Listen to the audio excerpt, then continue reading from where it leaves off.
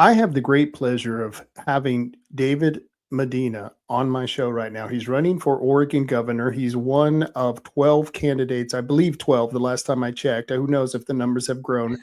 And he is one of what we consider the top five candidates for this race. And that would be Drazen, Dudley, Deal, Bethel, and of course, Medina, not in that order, but we think that they are really the top candidates to be looking out for. And that's why when we decided to have a debate, we wanted Medina in there because of that reason. And there's no way we could do a debate with 12 people. So that's why you're part of the five, David. And I want to thank you for coming on the show and being part of this. Thank you.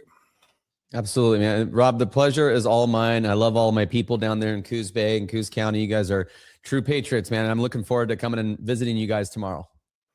We are pretty excited. I think you're part of the reason we are going to pack that room with a lot of young people. We just had a Turning Point USA event. And I think that because of what's going on across the nation and the work you've done up north, you're going to attract a younger crowd than normal for us here in Coos County. Yeah, I mean, we also have a lot of older supporters too. I mean, people of all ages, and I think one of the things, Rob, is the young people are wanting to be led more than ever. I mean, the Gen Zers. I don't know if you guys saw what happened in 2024 when Trump won re-election. The young people across America stood up, thanks to Charlie Kirk for that. But young people are wanting to be led more than ever, and I just think it's about time that our party here in Oregon starts giving them something to be excited about. So that's why I'm excited about my campaign, about the work that people like you and I do in Oregon. I mean, it's just incredible, man. I'm so honored to be here.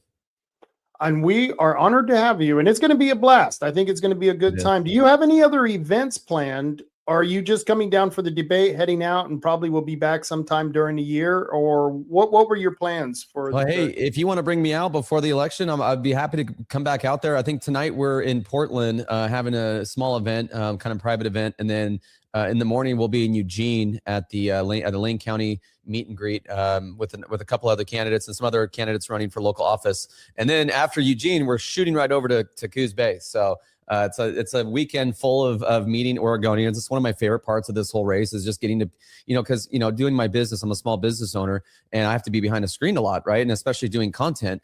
And, I only get to go out to the streets of Portland, just about 15 minutes down the road. And so one of my favorite things about this campaign is I've been able to get on the road and meet my supporters and meet just other Oregonians who are just looking for hope, man. That's my favorite part of this campaign is getting to meet all of you.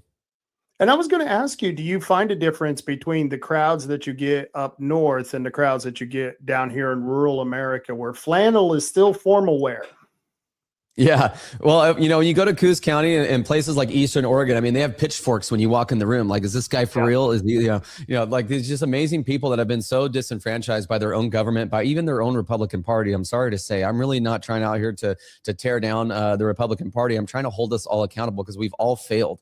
And our party leaders, we need to elect better leaders, and we need better people running that will stand firm on our beliefs, on our conservative values, on our godly values, on our constitutional values. And so I was tired of sitting on the sidelines, and I wanted to throw my hat in and get people excited about the Republicans again, man, because it's not so much that the Democrats have been winning in Oregon, it's that we've been losing. We've been giving them these elections. And so it's about time that we start being strong on our values and our ideas, our values are better. Even Democrats in Portland that are supporting me say so. They want our values. They're like, give us anything besides this radicalism that's coming out of our own party. Oh yeah. And that's something that it's really not radicalism. I grew up in the age where I voted for Ronald Reagan as the first person I voted for. And at that time, what we're doing now was what we were doing then. It's nothing has changed. We're not the ones who have changed. It's the Democratic Party who has changed. Right. And it's more evident than ever before on the streets of Portland, where you're closer to than the rest of us. And that's why I've admired a lot of your work over the years, because we run in the same circles, and I've seen the work you've done on the streets, the interviews that you do. And I've been pretty impressed with how you're able to build on that. And I think that's going to help you out politically. Yeah, well, to God be the glory, Rob. I wouldn't be where I'm at without the Lord and without my faith. And that's not a campaign talking point or like me trying to be hyper religious. That's me just telling the truth that, I've been such a knucklehead in my life, in my teen years and in my early 20s, mid 20s. And the Lord still found a way to have grace and mercy on me and use me in a way that he's been using me. So I really cannot sit here and just say this has all been me. The Lord is a big part of what I've done. You guys have seen it through the work and how we've been able to get through to people. I mean, I've been talking, I would talk to transgender people on the streets of Portland and be able to find common ground and be able to spit truth at them. Because I think at the end of the day, the Bible talks about this a lot, is be strong on truth, that good and light are stronger. And they really are. And it just takes courageous people to stand up for it. And when you don't have courage and you don't have boldness, that's where evil can just have its way. And that's what's been happening in our state, Rob. So a lot of my work in Portland, a lot of my work around Oregon has just been standing strong on our beliefs and trusting in God to protect me and to give me the right words to say and to treat everybody with love and respect, no matter what their political beliefs are. And I think you've seen a lot of Oregonians respond well to that. That's something I've seen in your campaign and the way you conduct yourself that I don't see any other candidates. And I'm not knocking them for their religion. It's not something that's a deal breaker for me, but they're like Ed Deal, Danielle Bethel, Christine Drazen, Dudley. I don't know what religion they are. I don't even know if they go to church. I've seen you actually up giving a sermon. I think I watched you've given a sermon. I've seen you up there talking to a lot of young Christians. Now, do you think, that may play in places like Coos Bay because we are a very high demographically Christian area? But do you think that's going to be something that's going to be an Achilles heel in areas where the Republicans are much more secular, who are not religious at all? Well, I think you've seen the proof in my work and how we have the largest political platform in Oregon, and most of our work has come out of Portland. You're seeing people respond to it. There's been people that have come to Christ, atheists that were, them and their family were atheists that saw during COVID, that saw, some of my videos and just went to church because they were curious and they became Christ followers. And now they're volunteers at the church. I mean, there's just so many of those stories that God, I'm so honored because I'm just a vessel and God is speaking to people. Not just Republicans, conservatives. This campaign is not just about conservatives, Republicans. It's an Oregonian movement. And yes, my opponents do go to church, by the way, just in their defense, they do go to church and they are people of faith. But I don't show, I'm not a better Christian. I'm not saying I'm a better Christian than them or that I'm higher than them. That is not what I'm saying at all. I'm probably more of a sinful person than they are, to be honest.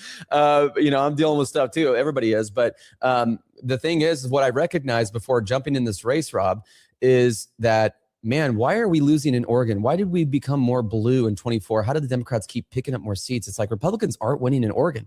And I just felt the Lord say to me, well, maybe it's because we've been going away from our values and we've been running from values like pro-life. We've been running away from our godly values. And I'm just like, maybe we just call like the Lord tells us in his word. If my people would humble themselves and call my name, I will heal their land.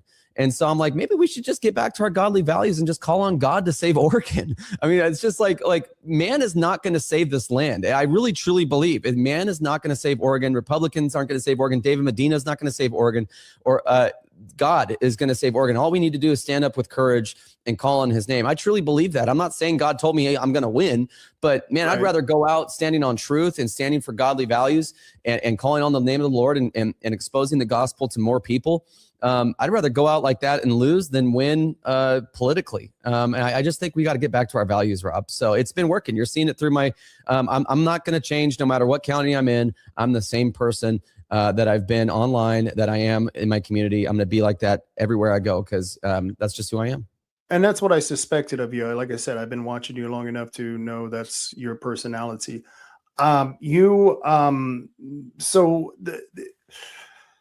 So you're going to have to deal with a lot of these people, these Republicans who are secular and stuff, and you don't want them to feel unwelcome. So what do you tell people? You're not saying that it's an exclusive club. There is inclusivity in Christ, and that even Christ would walk amongst the prostitutes, the thieves, and the unbelievers. I mean, that was part of proselytizing and growing the faith and the religion and the heavenly kingdom.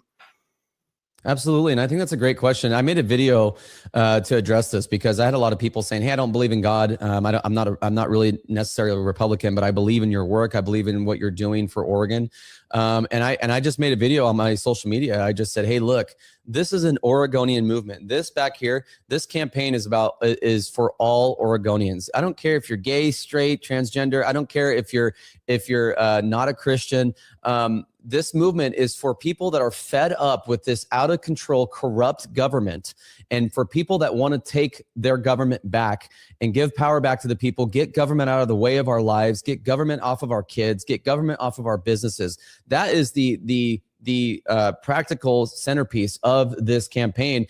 And at the same time, though, I would be remiss to not mention my values and what I believe in and my faith. I can't leave that out. I just physically cannot leave God out of this because personally, and it's okay if you disagree with this, personally, I believe we need God. We need to be calling on God to heal our land. And I'm not afraid to say that, but if you disagree with that, hey, there's a ton of other things that we have in common that you can get behind us. You are welcomed in this campaign. And when I become governor of Oregon, you're going to be welcomed back in the state again, no matter what background you have. The only difference I'll say is you're not going to be shoving your beliefs on our kids in our schools. You're not going to be using your political agendas to drive businesses out and to get this DEI woke crap embedded at every level of our government. That kind of stuff's going to stop. And I think that the majority of Oregonians of all political backgrounds would agree with that. Good answer. Very good answer. So I want to talk about 3 complaints that I get about you. And boy, I bet your ears have been ringing. We've been talking about you folks for a long time since this whole started. We planned this debate going back about a couple of weeks before the Turning Point event because we wanted to make sure and have something to funnel all these people into, and the debate was the perfect next step.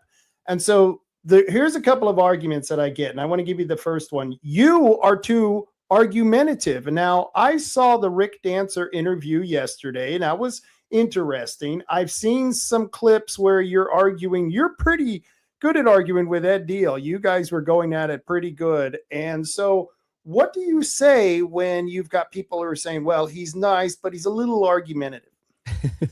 Well, I think it's about time that Oregon has a fighter that actually knows how to stand firm and stand strong on our beliefs. Look, Rick Dancer, I have the utmost respect for him. He's not my enemy. And we got a little fiery, but man, we need more of that, especially from our men here in Oregon. My gosh, we need more men to stand up and to get passionate about these issues. Now, Rick's doesn't even live in Oregon. I wish he would move back and actually help us here on the ground. He lives in Montana now. But that shouldn't. And I've seen a lot of people say, "You live in Montana, you shouldn't be talking about Oregon." In Rick's defense, man, we'll take it. We'll take all the help we can get. So Rick is not my enemy, and we actually ended that conversation pretty amicably. But I'll just say this, Rob. There's people that are trying to divide us, Republicans from Ed's camp that are trying to use that interview to divide us. I'm like, no, if you go watch the whole interview, go look at the end of it. We ended pretty amicably.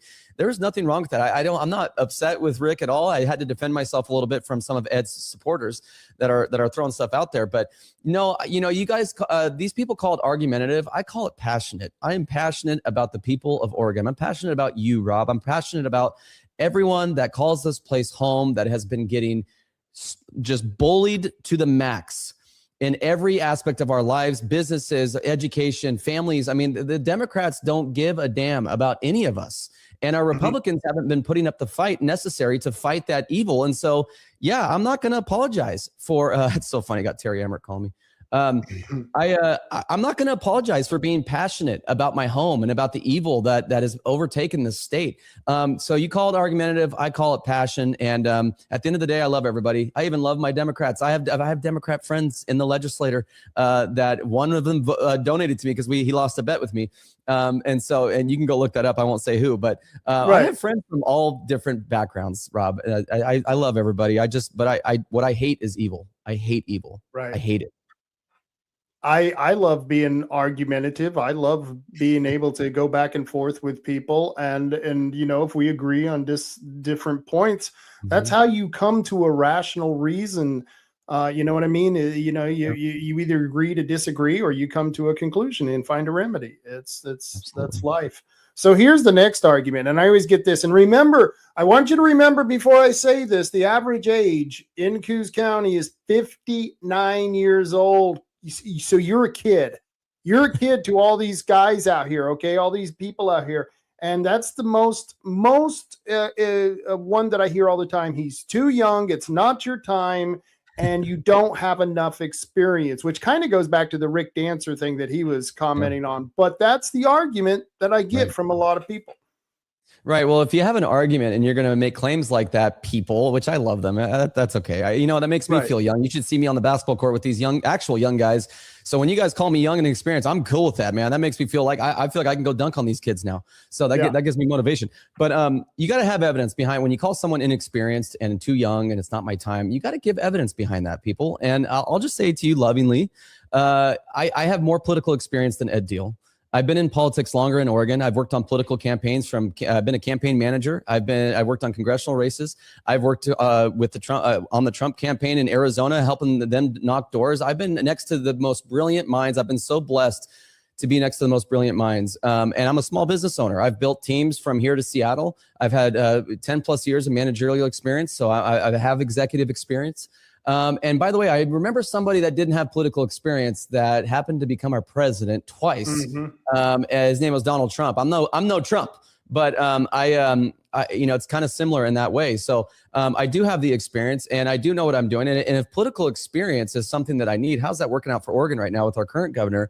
And also, I think people need to go look at I love Ed, man. I don't have a problem with Ed. Ed, you know what? If he wins, I'll support him. I'll lovingly support him. But here's the thing.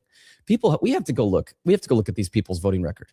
Ed Deal has a 64% CPAC score.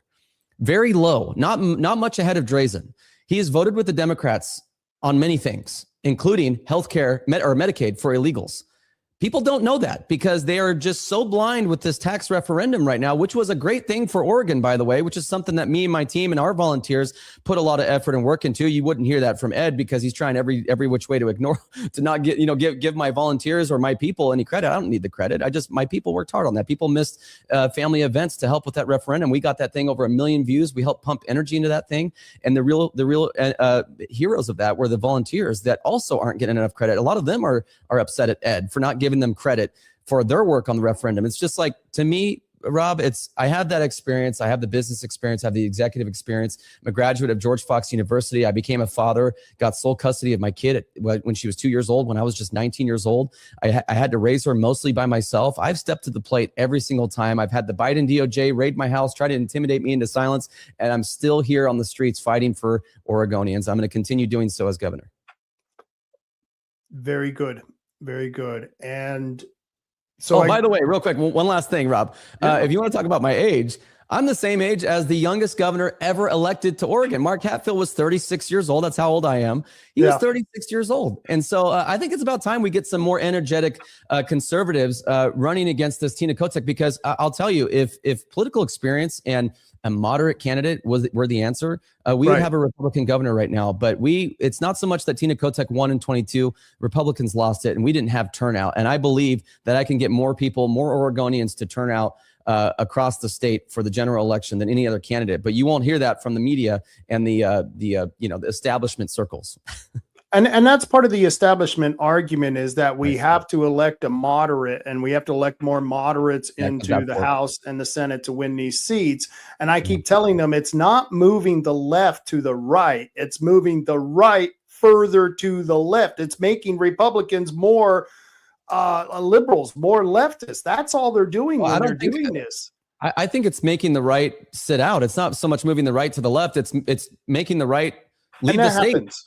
I mean, that's why they want to create Greater Idaho, Rob. I mean, nobody believes. Here's the thing: if these establishment Republicans and this political this old guard of the Republican Party, if they really knew what they were talking about, that's why it shocks me that people still listen to them. They're not winning. They're not influential. Nobody's listening to them. Democrats are winning even more in our state. And so why not throw in a Medina to get in there and fight for you and turn out people? Look at my following across social media. Look at the response to my work. I mean, we have followers all the way to the East Coast. We have people in the White House that follow me in my work. And I'm proud of that, because it puts the the spotlight on Oregon and gives Oregonians more of a voice. That's something you heard Rick Dancer say, is that my work has been giving Oregonians a voice. That's exactly why I started doing what I'm doing. And I'm telling you, I can't think of a better campaign to put in there to punch these, metaphorically speaking, Democrats in the mouth this November. Yeah. And I agree with you. We need, that's to me, I'm one of the purists, not the pragmatist. That's the argument. We've got to get along to go along. And I'm one of them who believes that we need more working purity. out for us, Bob? And it's not working out for us at all. We have 15 vacant, 12 to 15 vacant positions. Where's all the Phil Knight money going? I thought he gave $9 million to help elect Republicans. Where is that money going? And listen, I'm not trying to be mean and I'm not trying to be divisive. We have to start being honest with ourselves as a Republican Party, or else nothing will ever get solved. So it's not divisive, it's being real. And it is being real. And that's what we're always accused of. And I get accused of it. I get, my story in many parts, that I get accused of being the divisive one down here. And yet we're the ones who are keeping the party to its principles. You're nothing if you don't have principles. And when in fact, you guys are looked at as extremists down there, Rob. You're extremist. I know. And you're extremist. It's ridiculous. I totally agree with you. So one of the other complaints, and this doesn't come from the other politicians, this comes from people who are in the business, and they go, well, that Ed Medina, he's in the political business. He does the politic business. So he's just doing this whole run to build up his business. And I think that's a legitimate argument, but I think you should be able to respond to that as well as you've responded to all the other things. Sure. And I, you know what? I love these questions. I'm not afraid of the tough questions. I'm not going to run away or not show up to events. I'm going to actually answer these questions, because the Oregon people, it's about time the Oregon people deserve a transparent candidate running for high office. It's about time that we start being honest with ourselves. And I'll just be completely honest with you on this. I won't hold anything back. My business was flourishing before I jumped into this race. My social media channels were getting 30 million a month in views. At least. I was monetized. I was making thousands of dollars just on my social media channels from monetization. And I knew this was going to happen. This is where I'm trying to tell you, my heart is in this thing for the right reasons, because since I jumped into this race, Rob, I've lost clients. Half of my revenue of my company is gone. I've had to lay off people because I haven't been there for quality control. I haven't been able to be there to manage things. I've had family issues that I've had to attend to. I've had my views have gone down significantly. And so if this was really about to build up my name, ID, or presence, I chose the wrong business. I'm not in this to build my name ID up. I'm not in this to, and I like all those examples I just shared with you. In fact, it's my life, my personal life, and my business life has taken a hit. And you know what? I couldn't be more proud. Because at the end of the day, I'm going to be, this is how I look at it, Rob. In 30, 40 years, I'm going to be 70, 80 years old. And I'm going to look back at life. I'm going to look back at this state. I'm going to say, you know what? I was given a platform. The Lord gave me a platform and gave me a voice. What did I do with it? Did I just sit there and collect follows and collect money and collect likes? That's not what motivates me. What motivates me is solving problems and standing against evil and saving my beautiful home state of Oregon. And so when I think along those terms, man, that's why people are like, how are you not upset more? How are you not stressed more? Right. Because this is my calling. This is what God has called me to, whether I win or lose. If I end up being broke or homeless, man, I'm okay with that. At least I gave it everything I got. And at least I actually put my life on the line and actually fought for this state, and not just fought for it when it was easy, or just fought the easy battles like a lot of establishment Republicans do. And that was a very good answer too. Very good. I knew you would do well on all of these. And it was funny. People were, I always think about what questions I was going to ask them. And like I said, I thought, well, I'll just ask them what everyone's complaining about, and I'll just deal with it that way. And I haven't interviewed Bethel yet, and I haven't interviewed Deal. Later down the road, I'm sure I will, but they're different people. It's different things. And I think that you bring so much new stuff to this race. I think that you're a benefit. And here's the thing, David, you win. As someone I'm an old school politician. I've been in politics for probably 35 years, probably most of your life. And so I can tell you right now, you've won. You've already won, and this is why you've won. You're building name recognition that's going to carry on, whether you win this primary or not, to the next place, because you've got a political future. Whether you want to choose that political future or not is up to you, but you've got a future that you're building on right now. And if you keep building on these positive steps that you've just talked about and challenging all the arguments that people are making in front of you, I think you're going to go quite far, young man. Well, I appreciate that, Rob. I really do. That means, I'm really humbled to hear that. My future wants to be on a beach, completely selling all my possessions and just going to exile on the beach. That's what I want to do. But I don't know what God has in store. I didn't even plan to ever run for anything. I mean, this was something that, like the Charlie Kirk incident, that is what changed everything for me, where I was like, what am I doing? If I'm collecting likes and follows and just being okay with like being comfortable, making my business was doing well, then I'm part of the problem and I need to step out and do something. So this was not an easy decision for me to jump in this race. And I didn't have any ulterior motive other than I want to use what God has given me to help either strengthen Republicans or maybe win on May 19th and actually go head to head with Tina Kotek and beat her and get our freaking state back, man. Because so I don't know what God has in store for me in the future. I don't see politics as my future, which is crazy to think about. I'm running for governor. I really don't see, but you never know what God, I just want to be in his will. That's where I'm at. And that's a good answer, because it's hard to say. It's hard to say. You might find something that's an even more inspiring and something that's more impactful that's out of politics. There are a lot of people out there who are doing great work who have never been in office, and I see it all the time. You're one of them, my friend. And thank you. Your website is Medina for Oregon. Before I get you out of here, is there anything you want to tell the folks real quick? Yeah, well, Rob, I just really appreciate you and your work, and I appreciate you standing strong on our principles. And I'll just tell people, your audience, when is enough enough? The left has gone all in on every single aspect of our lives. They've corrupted our government.